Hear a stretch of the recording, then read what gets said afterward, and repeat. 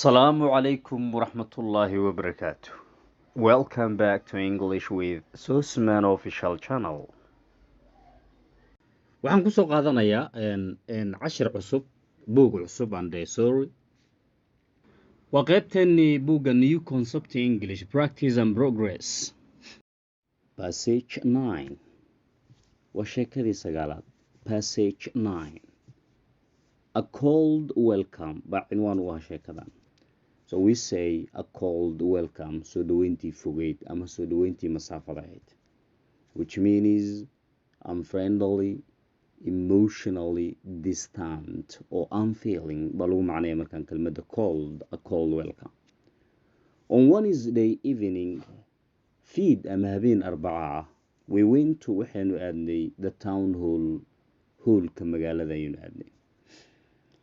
It was waxay ahayd the last day maalinta ugu dambeysay of the year ee sanadka, and a large crowd of people dadweyne aada u weyn had gathered ayaa isugu yimid ama isugu kulmay under the town hall clock, saacadda hoolka ee magaalada hoosteeda.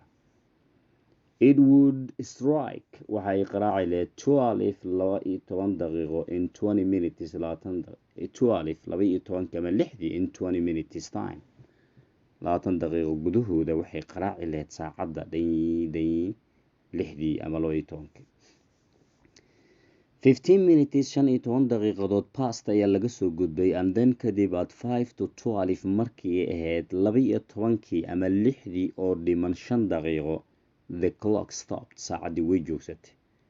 So taasi waa sababta loo yiri marka a cold welcome, soo dhaweyntii masaafada ahayd ama soo dhaweyntii fogeyd. The clock saacaddii stopped way joogsatay. The big minute hand, gacanka weyn ee daqiiqada saacadda, big minute hand waa gacanka daqiiqadaha ee saacadda mid ka tiriya, saas u wareego dhagta dhaha. The big minute hand did not move, ma uusan dhaqaaqinba, meeshii muusan ka sikan. We waited waynu sugnay and waited waynu sugnay, but nothing happened, laakiin waxba ma dhicin. Suddenly, si kadaama lama filaana, someone shouted ayaa qof u soo qeyliyay isla markiiba. Suddenly, isla markiiba someone shouted, qof baa soo qeylamay. It's 2 minutes past 12 ayuu yiri.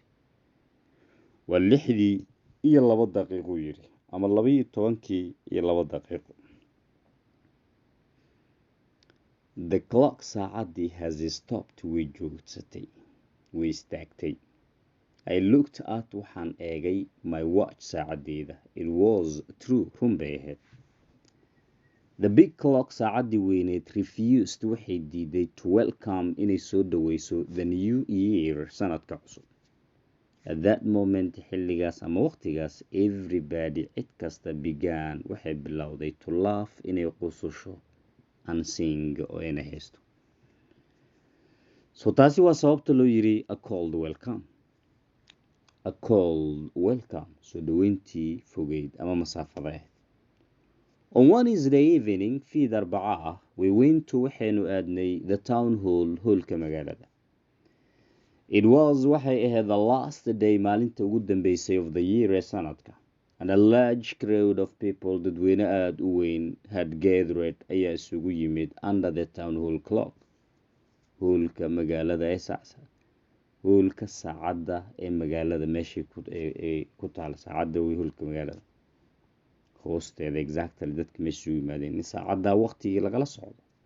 Wuxuu yiri marka it would strike waxay qaraaci lahayd 12 in 20 minutes time, waqtiga 20 daqiiqo gudahooda 6 ama 12 saac markay taa way qaraaci lahayd saacadda day bay dhihi lahayd.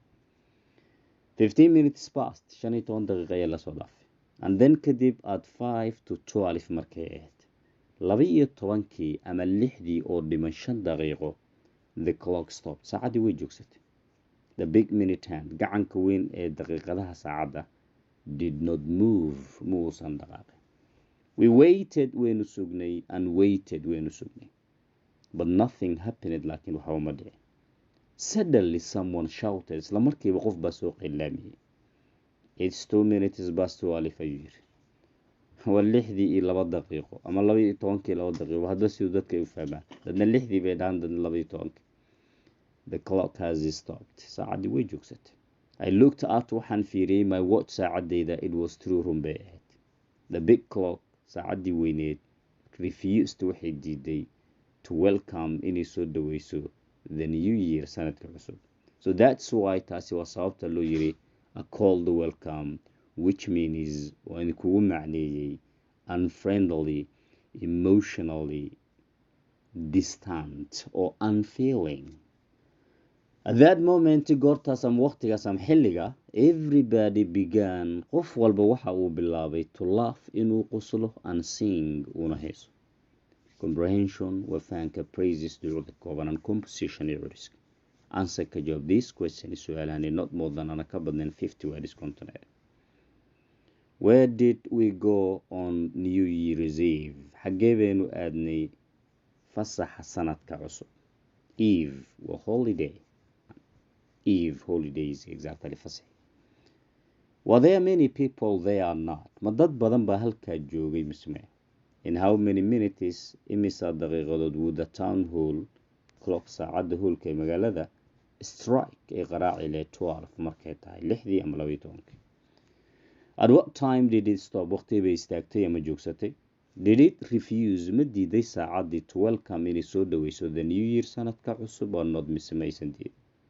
What did the crowd do then? Maxay kadib sameeyeen dadweynihii ama bulshadii meesha ugu timid? Improve your pronunciation. Improve your pronunciation. Passage 9. A cold welcome. On Wednesday evening, we went to the town hall. It was the last day of the year, and a large crowd of people had gathered under the town hall clock. It would strike 12 in 20 minutes' time. 15 minutes passed, and then at 5 to 12 the clock stopped. The big minute hand did not move. We waited and waited, but nothing happened. Suddenly, someone shouted, "It's 2 minutes past 12. The clock has stopped." I looked at my watch. It was true. The big clock refused to welcome the new year. At that moment, everybody began to laugh and sing. Comprehension, praise, and composition. Answer this question is in not more than 50 words. Where did we go on New Year's Eve? Were there many people there or not? In how many minutes would the town hall clock strike 12? At what time did it stop? Did it refuse to welcome the new year or not? What did the crowd do then? Thanks.